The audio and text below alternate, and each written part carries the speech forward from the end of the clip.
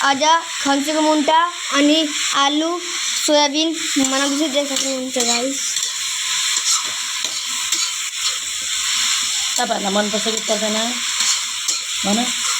तपाईँलाई मन पर्छ कि मन पर्दैन कमेन्टमा बताउनु प्लिज बताउनु होला।